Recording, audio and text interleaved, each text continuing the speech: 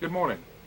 My name is Bill Metcalfe, and what you've just seen me make is an early chopping tool, a butted axe. It has very nice handhold. Can be used for doing large jobs. It can even be used for you doing very small jobs. These little edges are extremely sharp. I started flint knapping about 25 years ago because I had found an arrowhead that was very well made. And I wondered if at that time if I was clever enough to be able to do that. Over the years, I have changed my hobby into a job. I go and sell many arrowheads at shows all over the country.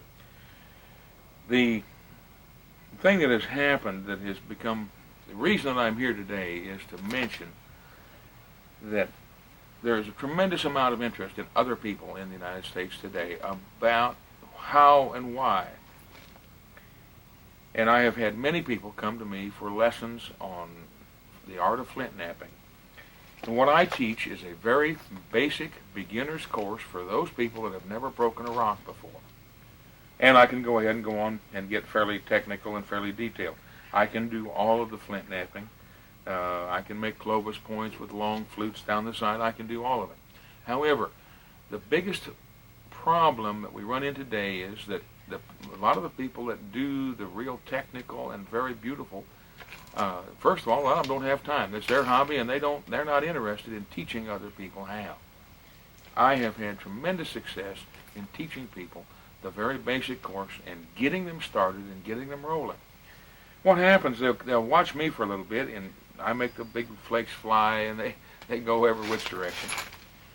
And they'll try that a little bit, and they get a little bit of good results, and then they'll go watch D.C. Waldorf or Bob Thomas or one of the other fellows, and their methods are slightly different than mine.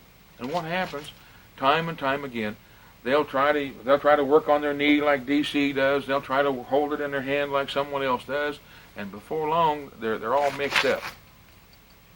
So for a while, I would recommend that you people that are interested in this use my basic methods for a while until you can begin to make points that are acceptable, at least in your own mind, and look like you want them to look. And try to use the basic, simple methods that I'm going to show you here today. Whenever people come to the class, there are two. They have to make a choice.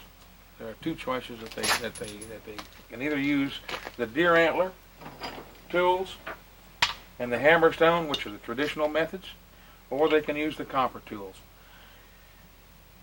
To be a purist, these are the tools that you need to use. If that's what you wish to do, I can train you in the use of them. The flakes that are taken off in order to make your tools are slightly different angles. You use a little bit different angle, you use a little different velocity. Now, because I make and sell a lot of points, I need to be able to use a tool that will hold up. In my deer antlers, I can completely use one of these deer antlers up. It can be in a month. I can spend $50 for an antler and it'd be gone in a month.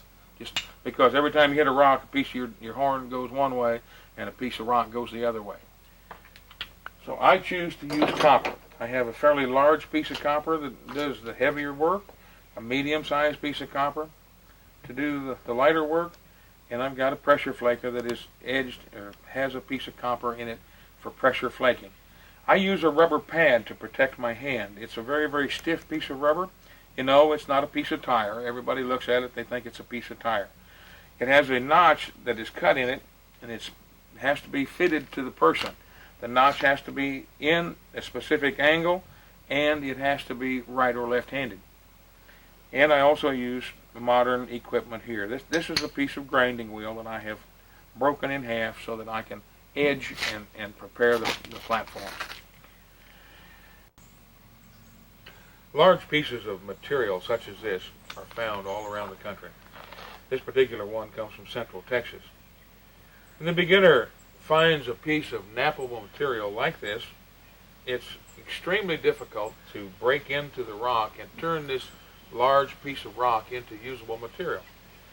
course, the Indian, the early man, would have used a big hammerstone and broken off large spalls. Well, I mentioned earlier that I use copper, and I use a large piece of copper. This will weigh about 25 pounds. The end is rounded nicely so that whenever I reach up and come down and strike this rock, I knock off large spalls. This particular piece of material is material called chert. A little bit lower on the lithic scale than true flint. However, it makes very good usable material, particularly after it's been heat treated. Now, you cannot put fire directly on this large rock because it will heat unevenly and explode.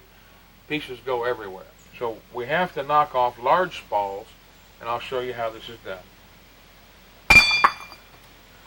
There's a large spall right there. This piece can be placed in the ground, 2 or 3 inches under the ground, placed on its edge, the fire brought up, let it set for 3 or 4 days. The heat will travel down slowly through the ground and heat treat the material. The heat treatment makes it much more knappable. There are technical things that you can talk about, the technical reasons why heat treatment works, but I'm not going to get into that. All I can tell you is that if you bring this up to approximately 525 degrees, very slowly up and very slowly down, it becomes a much more knappable piece of material.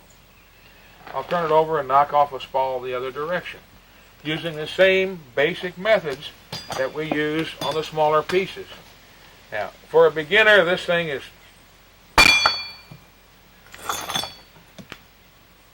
almost impossible to get into the rock. First thing to do is try to pick up a piece of steel and beat an end off. They say, well, I can make a platform here. But it does not work very well. Because if you strike this rock with a piece of steel, it sends fractures all out through it. I just do not recommend you ever use any steel on rock. Pull it back here. I'm setting up platforms just as I will whenever, like I said, the principles are exactly the same on this rock as they are whenever you're using smaller pieces. All right, I like to use a basic straight up and down. I strike it here. Here's the platform that we will discuss a little later. That's sticking up right here. Good straight down motion. You bring off a very nice, usable, large spall. Inside of this spall, they have axe heads, there's spear points, there's knife blades. There's a beautiful, I don't know if you can zoom in on this or not, but there is a beautiful indication right there of the bulb of percussion that is formed whenever this item is struck. The bulb begins to form, the flake begins to initiate, it makes a bulb of percussion. As you can see, it rolls up right here, and then the flake smoothly travels on out. It's a very, very usable spall right there. Use that to make anything. Like I said, a spear, knife. Here's another one right here. I'll try to remove another long, smooth flake from this part of the rock. Another nice size spall.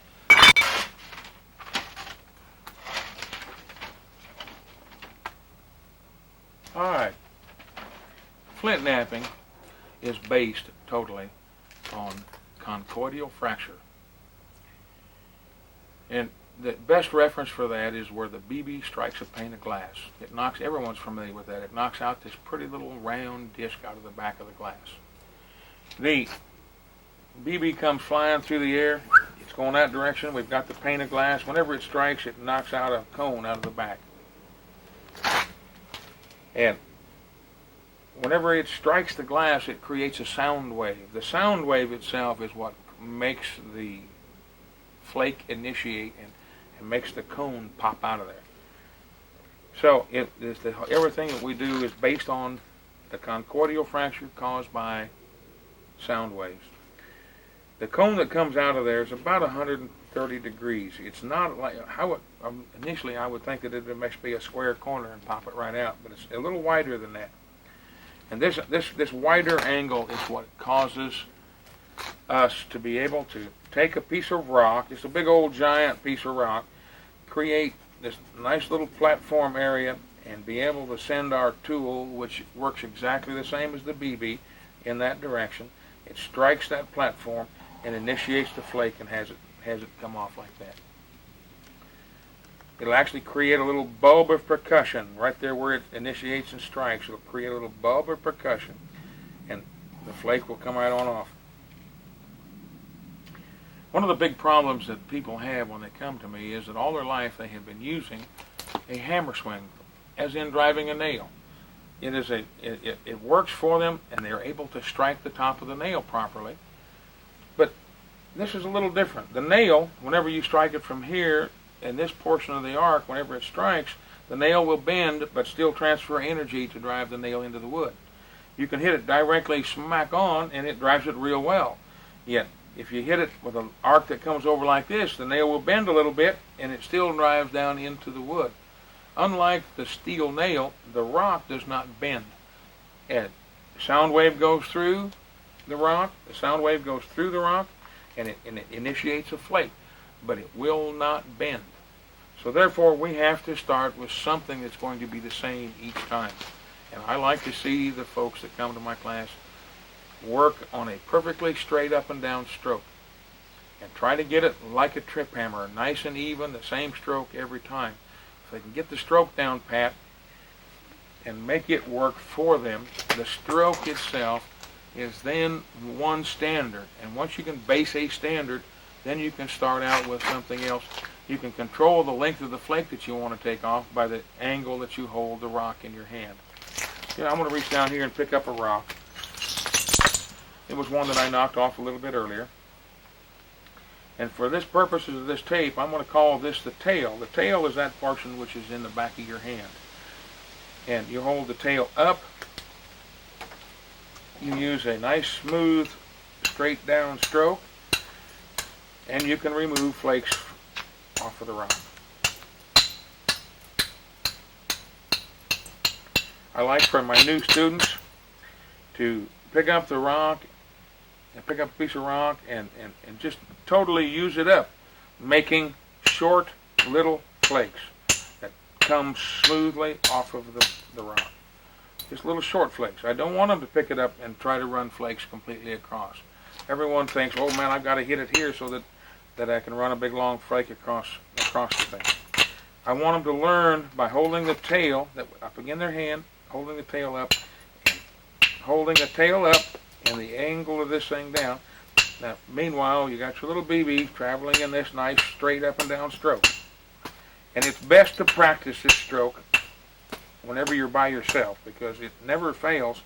You miss it. You miss the striking point many times. Everyone gets embarrassed, and then they know everyone else that's in the area is trying to make fun of them or something on that order. And when in the general sense, anyone in my class that is there for the first time is just now learning how to hold this rock and to hold the tool so that they don't use the hammer swing. They're all in the same bucket, and everybody's missing the rock. It's really kind of a fun time to sit back and watch, and everybody tee-hees and giggles.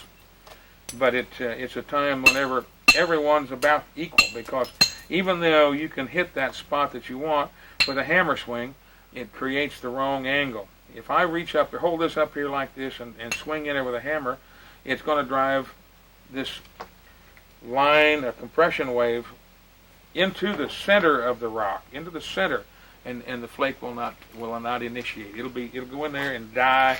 The flake cannot come off, cannot possibly come off. And what you'll end up with is a big hinge. But a nice smooth stroke, like this. Holding the tail up a little bit, holding the edge down. And we'll start out making just a whole series of little bitty flakes that come off like this. We just completely use up a rock. This Texas chert was broken off of a very large boulder. The boulder probably weighed 350 pounds. I used a very large piece of copper to break these spalls off. This is a chert that has quite a few flaws in it. There's a crack in this piece right here and another one right over here. But I should be able to get a rather interesting blade size piece from the center of the core. All right. One of the biggest problems that you will encounter whenever you start out with flint knapping is how do I handle square edges? Square edges were always a tremendous problem.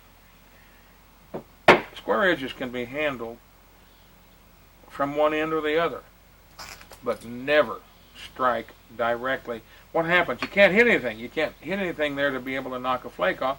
So the tendency is to turn it up like this. And as we found out with a little bit ago with the explanation from the BB, if your piece of tool is coming down like this, the angle that it creates will drive the compression wave into the center of the mass.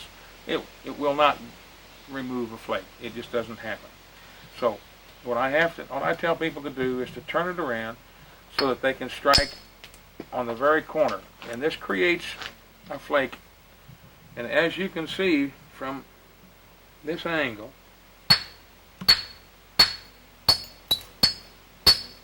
the power is going directly along the square edge, right along the square edge.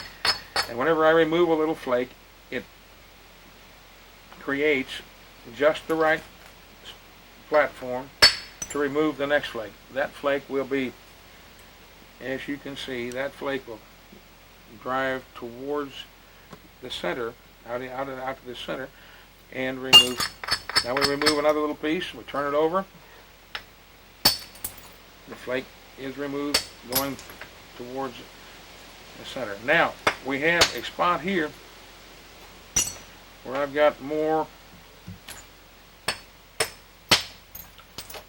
than I can probably remove.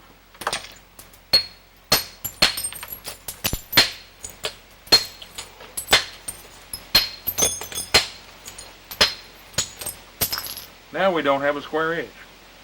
By alternating and going upstairs and downstairs, I have created angles now that will allow me to go ahead, prepare platforms, and remove flakes that will head out towards the center line. Each one, we must be concentrating on thinning the entire flake. I'll create a strong platform right here by grinding it strong and turning around like this and striking it. The flake goes right out to the center line. One of the things that I used earlier was a pen to show the different angles. I will now put a line on this piece to show where we will have an approximate center line this direction. Excuse me. There are two center lines. There's a center line that runs through the piece this way, and there's also a center line that will run through the piece of stone in this direction. And as we remove flakes, we must constantly stay aware of this imaginary center line. Even though it's imaginary, we will explain why it is necessary to pay attention to it. This center line, if we try to remove a flake by hitting a platform above this imaginary center line, the flake will probably not release, and what it'll do, it'll create vibrations throughout the piece, and the other end will pop off. It's called end snap. So you must be aware of where the center line is at. This piece is here. We turn it over. We got a center line. We got a platform right here. We will now strike down and remove the flake, and it ran right out to the center line. It did not go beyond it. All right. I will now strike it right up here. The flake that was removed went right out and took the center line out. Each flake that we remove must go to the center line or beyond. That little strike right there, I removed a flake, and that created a platform to be able to take the flake out here. I'll try to show you what flake I want to take. I want to strike right up here. Strike right there, which is still below the center line. Here's our center line. The platform I'm going to strike is below the center line. I should be able to create a flake that will look very, very similar to that. Should go beyond the center line.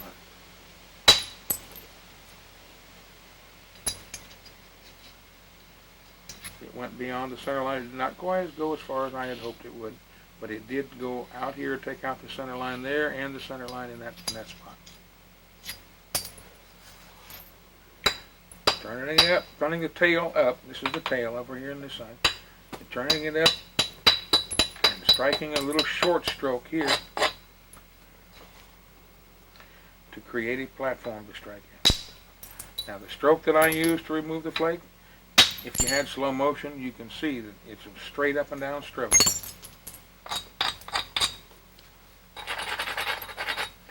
Now this will take a while for you to get back to where your eye-hand coordination will allow you to hit the nail on the head like you used to be able to do with the hammer swing. The old hammer swing. You could hit the spot, you could hit that nail, you drive that nail right in that wood. But this is not wood. We are working with rock that does not bend. By now, I hope that you have taken a little break and gone out and found yourself a piece of rock and made a whole lot of little short flakes. Just completely consumed that rock by making little short flakes along the edge so that you have learned how to make smooth flakes that will come out of the other side of the rock without any hinges. Like this one right here. You see there are no hinges there. These are smooth flakes. It's time now to create a little bit stronger platform by isolating each one that you're going to strike and grinding it strong so that we can make a little bit longer flakes. We do this, strike here, strike here. You make a flake that comes down to the center line or beyond. There's the center line, or what we're going to call the center line. Actually, we create the center line in our mind so that we can create the rock within the center line, create the tool within that center line. Right now I want to remove a flake that'll go from this point of impact here right down and past the center line there. We do that by turning the tail, which, you know, whenever you were making small flakes, you turn the tail up, turn the angle down, you use the hammer swing this way.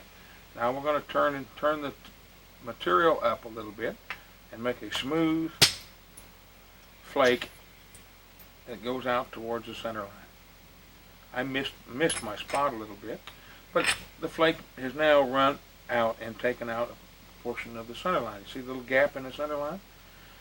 I want to move over here and take away this loop as I did before, as I had. The first two flakes were removed pretty smoothly. I'm going to try to get another one that comes right down here like this. Then I'm going to hit it there, get a flake that comes there. Try one right here. Remembering now that this pen is still a very powerful tool to help you with your flint knapping.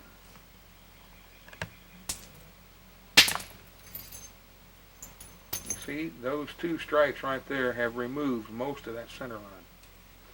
Now, this is going to be turned over.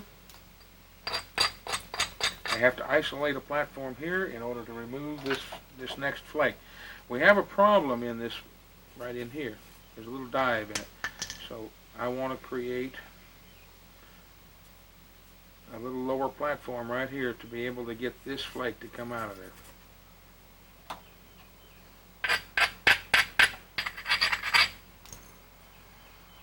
Strike it rather smartly. It did not go. It traveled out about halfway and stopped. We moved over to the next one, and then we still took out most of that flake that I had wished to take out the last time. So if you remove a flake, you don't get exactly what you want, as long as you have not created any major problems, any hinges, or a lot of times you can move to the next one and still get the same basic results that you wanted to start with.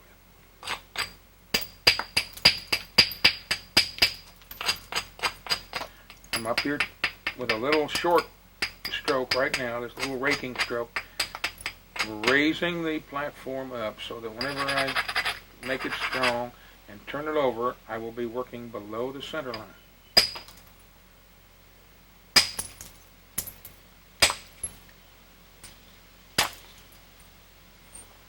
got that side basically cleaned off.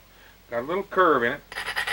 So while I'm working on this side, I'm going to go ahead and strengthen a couple platforms right here and take a little bit of this mass out of the center. I've got a little curve in it. I want to try to straighten that up. Everything that we do, we must stay aware. Oh, that was a really nice one for thinning. If you'll look at it from this side or from this side, that flake helped remove a tremendous amount of that hump that I was trying to go after. So I drop my tools, gather them up smoothly for the camera. Another flake. And whenever I really get serious about removing a flake, you will notice that my stroke really straightens out. Sometimes, whenever people observe me, they'll say, well, Bill, you do this and you do that. You swing every which direction. Well, I'm comfortable in my own methods that at the time that the tool contacts the material, I will be hitting at exactly the proper angle to remove the flake that I want to remove. This is one of the things that you have a hard time doing with a hammer swing. Well, I do this so many hours a day that I can almost, in my sleep, make this tool contact that rock at the right angle to remove the flake that I want to remove.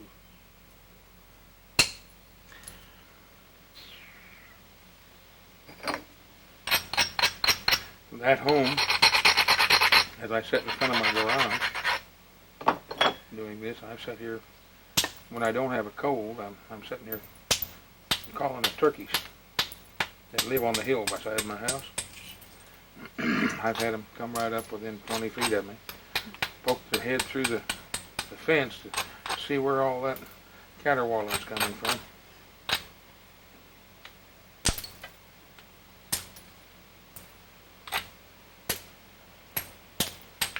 In between strokes, you have to check over and over and over to check the balance. Now, I've got a little high spot right here. A little bit of edge preparation. This is something else about this tool. These tools that I use, the magic wand. It's hard for people to understand how you use it. They always want to rub it up and down like this, and that does not do any good. This has got a little edge right here or the edge right here. You place it up here and pull it down like this, and it vibrates on that stone, and it rounds the edge off and very, very nicely creates a platform that's almost perfect angle for removal of the flake back on this side.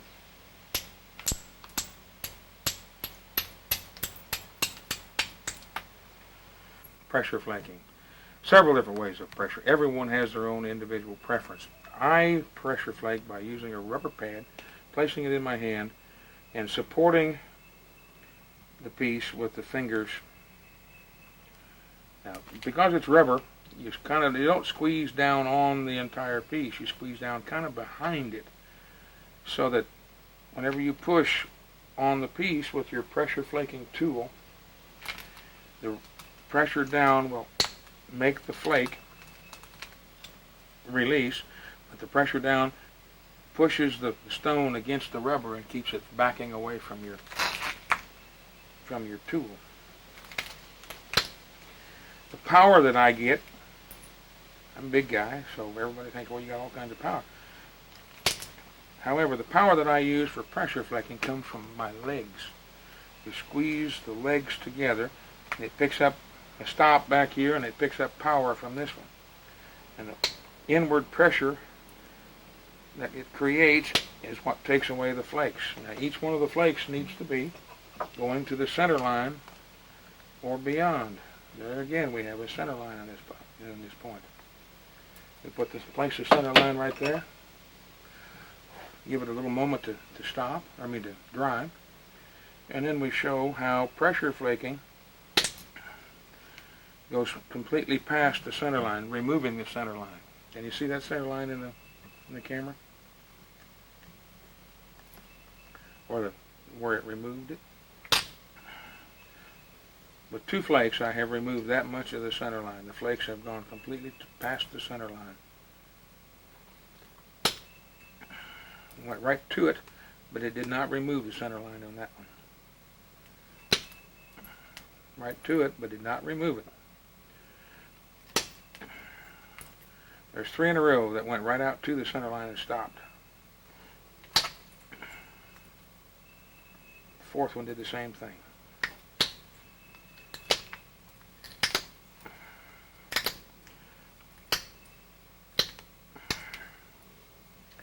Now, my mind looks at this point automatically and tells me where there is a strong enough platform for me to hook and make the power remove a flake.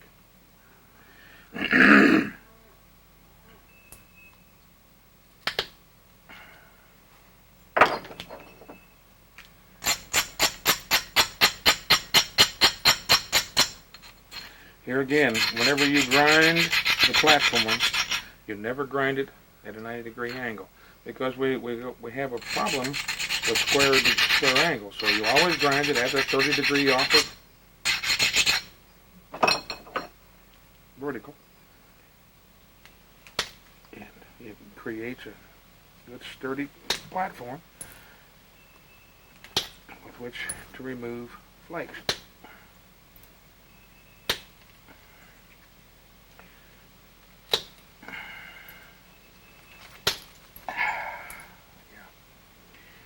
One thing about pressure flaking, it does use all of the large mass muscles in your body, and it will make you sweat on a hot day.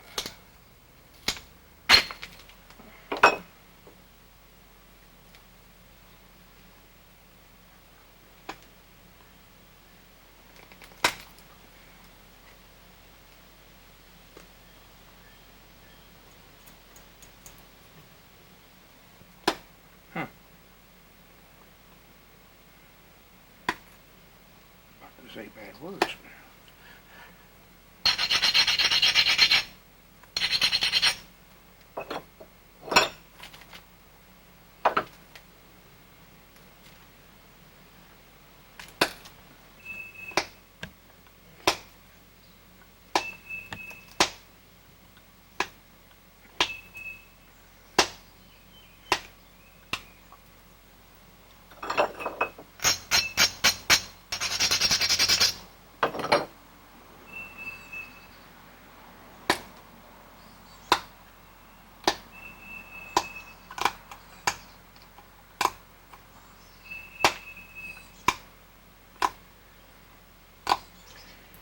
The use of the issue stick greatly enhances the power of your body.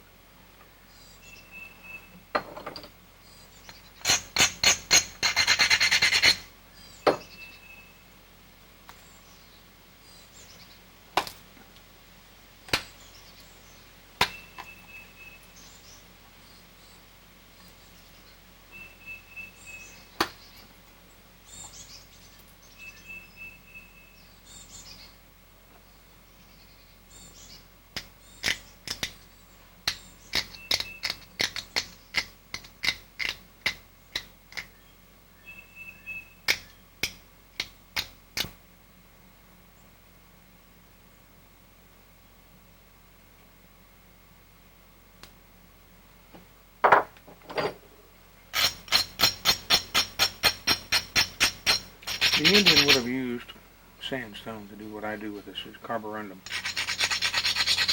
It works very well. Carborundum works very well. Sandstone works very well.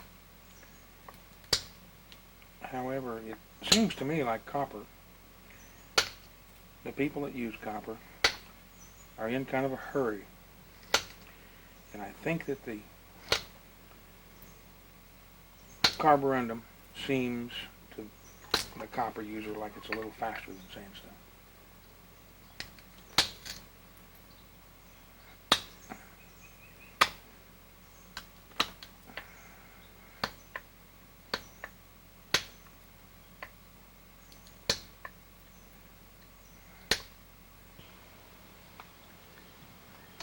The pressure flaking on this point has been quite difficult. It's Texas flint, Texas chert. It's real tough. It makes a real good usable tool, and it's time now to decide in what manner I'm going to notch this point. And it started out looking like it was going to be a Casterville, which would have notches in the base here like this. But I think I've changed it over now to a Martindale or Marshall style point. We take a little bit of corner off.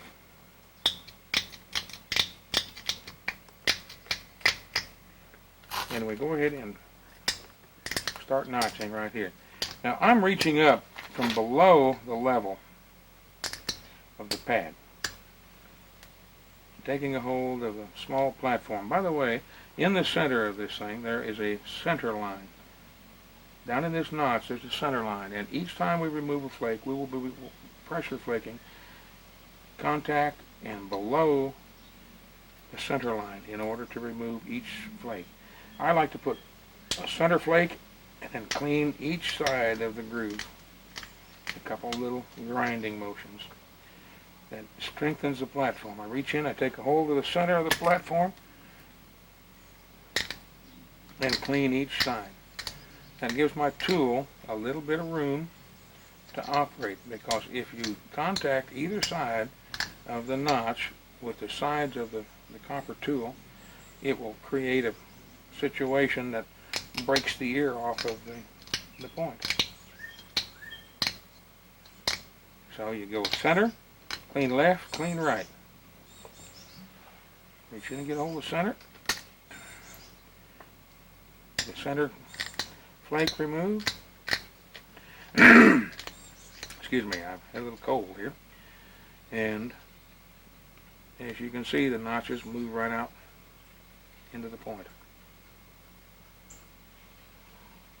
Reach into the center, push down, clean the right side, clean the left side. You've got to create enough space in there that you can't touch either side of it with your tool.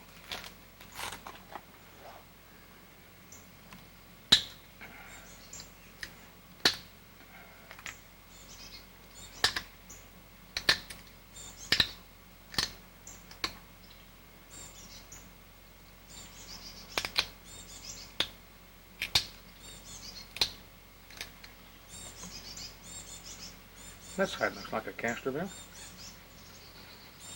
Or, I mean, actually, a Martindale, pardon me.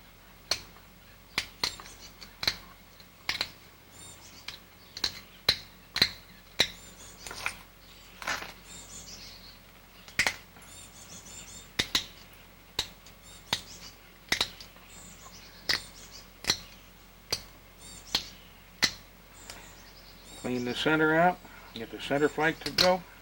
Clean the right, clean the left. Now a couple more little cleaning on either side does not hurt a thing.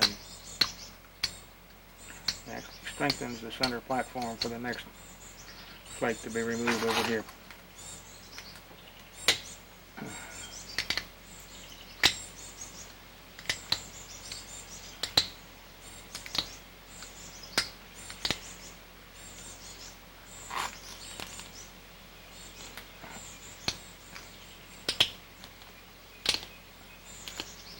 I just broke the ear off though.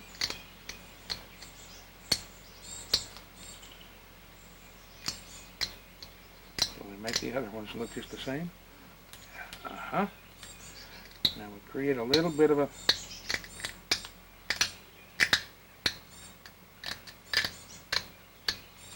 concavity in the base.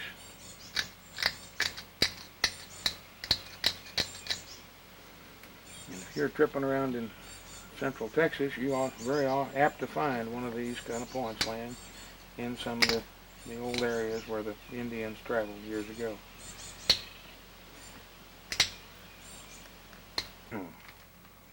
This ends up as a Martindale style point, which we find very, very commonly, made from this material in Central Texas. It was used not as an arrowhead, but more than likely a knife blade. They attached these to wood handles, deer horn handles, And whenever we find them under real close microscopic inspection, we find that they have edge wear that is consistent with use as a knife. So that's what we ended up making out of that little old piece of rock that we had knocked off the original spall. I mean, the original spall we knocked off that big uh, nodule at the start of the tape. Got one more little flake that I'd like to remove right there. I ended up about 4, but it just changes the entire shape of the point. Okay, I'd like to thank each one of you for the interest that you've shown by watching my tape. I have tried to parallel the things that are written in the D.C. Waldorf's book, The Art of Flint Knapping, 4th edition. I highly recommend the book for beginners, and if you would like to continue your studies, I'd like to invite you to come to one of my classes in Killeen, Texas. That's where I live. The classes will be no more than 5 people. I do not think that if a class gets beyond 5 people, no one gets his money's worth out of it. It becomes more of a demonstration session versus a real flint knapping class. I like to keep it about 4 because if one person makes an error, then we can troubleshoot that idea or find out an idea that will help solve that particular problem that individual has, and everyone learns from that idea. The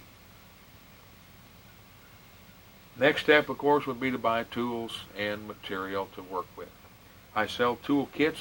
I have a starter kit that will contain the pressure flaking pad and a pressure flaker. It will have a hammerstone and a large quantity of material that will make nice arrowheads. A couple of pieces where you will be large enough to use the hammerstone on. I have an advanced kit that will have the copper billets like you saw me using here, and of course I sell the books along with it. So, happy napping. I hope you have a good time. I hope you enjoy it as much as I have. Thank you.